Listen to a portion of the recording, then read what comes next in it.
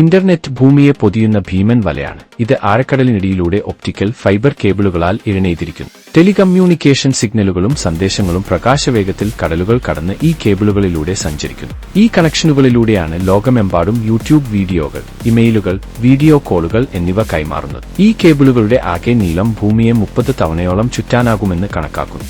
ആഴക്കടലിലെ fibre optic കേബിളുകളാണ് അന്താരാഷ്ട്ര telecommunication ട്രാഫിക്കിന്റെ 99% പങ്കുവഹിക്കുന്നത്. ഈ കേബിളുകൾ നിർമ്മിക്കാൻ പ്രത്യേക കപ്പലുകൾ ഉപയോഗിച്ച് ആയിരക്കണക്കിന് കിലോമീറ്റർ ദൂരത്തോളം നീളമുള്ള കേബിളുകൾ കടലിന്റെ അടിത്തട്ടിലേക്ക് ഊർന്നിറക്കി മണൽപ്പരപ്പിൽ പതിപ്പിക്കും. ആ ഇരുട്ടിലും തണുപ്പിലും മനുഷ്യനു എളുപ്പത്തിൽ എത്താനാകാത്ത ആഴങ്ങളിൽ അവ ആശയവിനിമയത്തിന് പ്രധാന കണ്ണികൾ ആയി പ്രവർത്തിക്കും.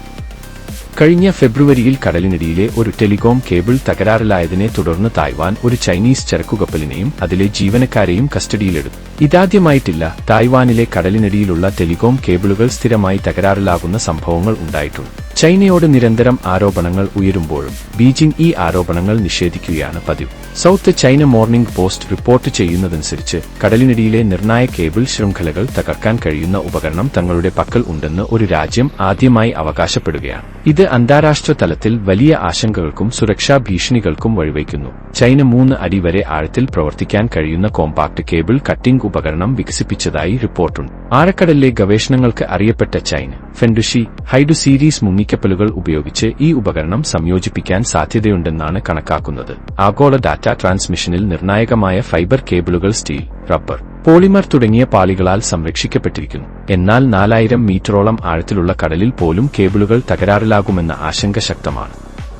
2023 ചെങ്കടലിൽ സംഭവിച്ച കേബിൾ കേടുപാട് ഏഷ്യ-യൂറോപ്പ് മിഡിൽ ഈസ്റ്റ് മേഖലയിലെ ടെലികമ്മ്യൂണിക്കേഷൻ ട്രാഫിക്കിന്റെ 4/1 തടസ്സപ്പെടുത്താൻ കാരണമായി. അറ്റകുറ്റപ്പണി നടത്താനും ശൈത്യകാല കനാൽ വഴി പുതിയ റൂട്ടുകൾ തുറക്കാനും വലിയ ശ്രമങ്ങൾ.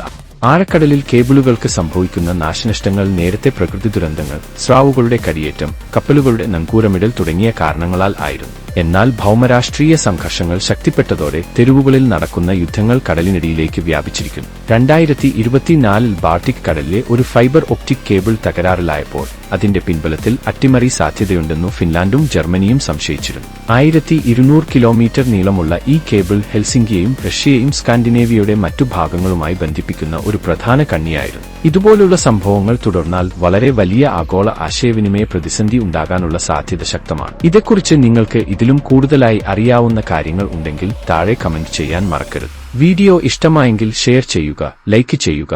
ചാനൽ ഇതുവരെ സബ്സ്ക്രൈബ് ചെയ്തില്ലെങ്കിൽ ഒന്ന് സബ്സ്ക്രൈബ് കൂടി ചെയ്യൂ. മറ്റൊരു വിഷയവുമായി വീണ്ടും കാണും വരെ